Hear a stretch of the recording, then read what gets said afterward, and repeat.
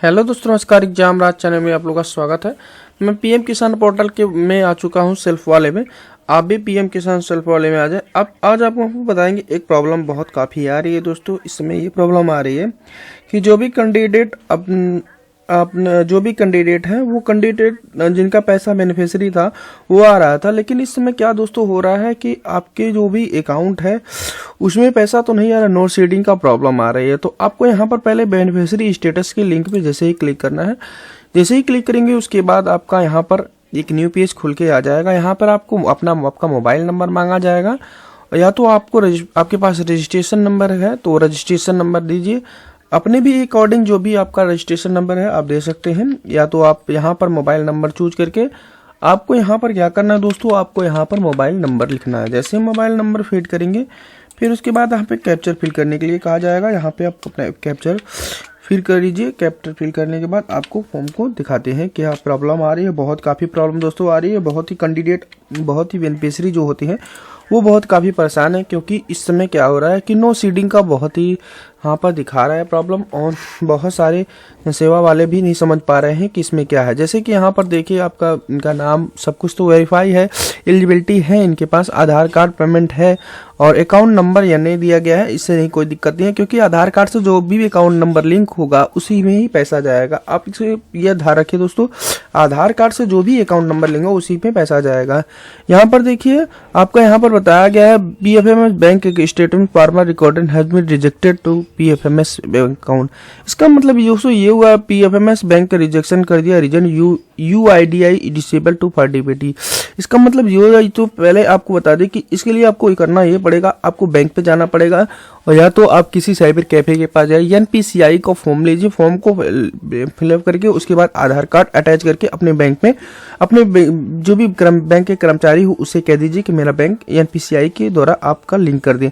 तो ऐसी स्थिति में आपका क्या होगा, अकाउंट में आपका बैलेंस आ जाएगा। किसी भी कैंडिडेट जैसे स्कॉलरशिप के कैंडिडेट हो गए और पीएम किसान के कैंडिडेट हो गए, इसमें बहुत सारे प्रॉब्लम आ रही है। डीबीटी यूडीआई डीबीटी डिसेबल दिखा रहा है। तो ऐसी स्थिति में कंटेक्ट योर बैंक, यहाँ पे लिखा हुआ है कंटेंट योर बैंक, लेकिन आप content your bank link Aadhaar with account, इसका मतलब ये आधार कार्ड से आपका अकाउंट नंबर लिंक कराना।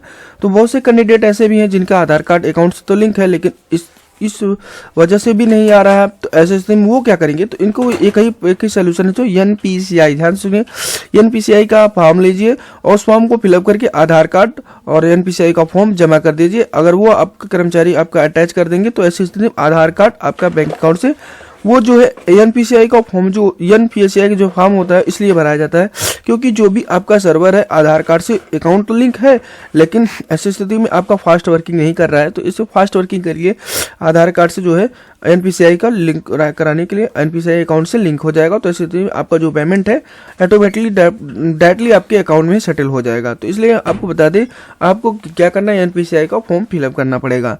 अब जैसे एनपीसीआई का फॉर्म फिलअप करते हैं तो आपका ये सोल्यूशन हो जाएगा। लेकिन बहुत सारे कैंडिडेट ऐसे हैं, यहाँ पर देखिए लैंड सीडिंग नोट, इसका मतलब ये है कि लैंड का सीडिंग होता है, जो भूमि का जो सत्यापन होता है वो नहीं किया गया दोस्तों।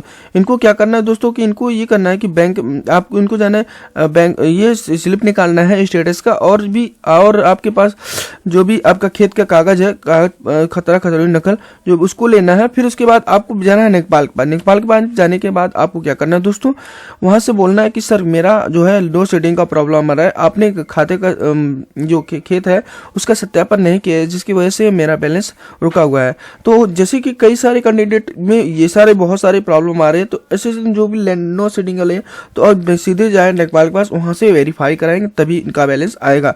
और बहुत सारे ऐसे हैं जो नेपाल काम नहीं कर रहे हैं, तो ऐसी स्थिति में किन्हीं दूसरे को दे रहे हैं कि चलिए आप ये काम करते रहिए। फिर ऐसी स्थिति में आपको क्या होता है कि वहां से कुछ पैसे की डिमांड आती है। जिससे पैसे की डिमांड आती है तो आपको क्या करना है दोस्तों, आपको बता दें पीएम किसान के पोर्टल पे जाना है। पीएम किसान पोर्टल में आने के बाद यहाँ पर देखिए थोड़ा सा नेट स्लो है दोस्तों।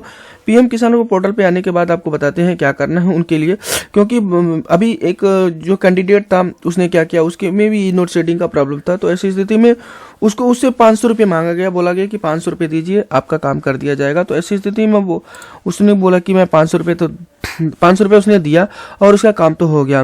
तो ऐसी स्थिति में आपसे भी अगर कोई पैसा मांगता है तो आप पैसा दोस्तों मत दीजिए, मैं आपसे रिक्वेस्ट करूंगा, क्योंकि उसका तो यस तो दिखाने लगा, क्योंकि उसका और आपको उसका काम तो हो गया। क्योंकि इस समय जो बैंक नेकपाल होते हैं वो सब वर्क क्या कर रहे हैं कि जो है कुछ समझ में नहीं आ रहा सिस्टम का, क्योंकि जो है बहुत सारे के सिस्टम ऐसे है कि पैसे खाने के लिए अपने जो है ये वर्क करें। तो आप इस तरीके का वर्क को मत करिए, क्योंकि गवर्नमेंट ने आपको हेल्प दे रही है। तो आप क्या करिए, ये जो PS हेल्पलाइन, PM किसान सम्मान निधि के हेल्पलाइन नंबर पे कॉल करिए। उनके जो भी आपसे बैलेंस मांगता है, पैसा मांगता है, उसके उनके खिलाफ आप क्या करिए, कंप्लेन करिए। फिर उसके बाद देखिए आपका काम जब बहुत ही तेज होगा, फास्ट होगा, उनके ऊपर भी कार्रवाई होगी।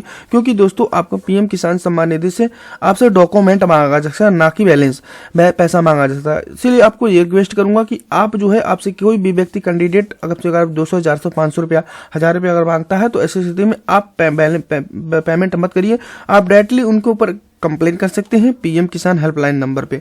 ठीक है, इसी तरीके का टेक्निकल एजुकेशन वीडियो पर मेरे चैनल सब्सक्राइब और लाइक करिए। Okay, thank you.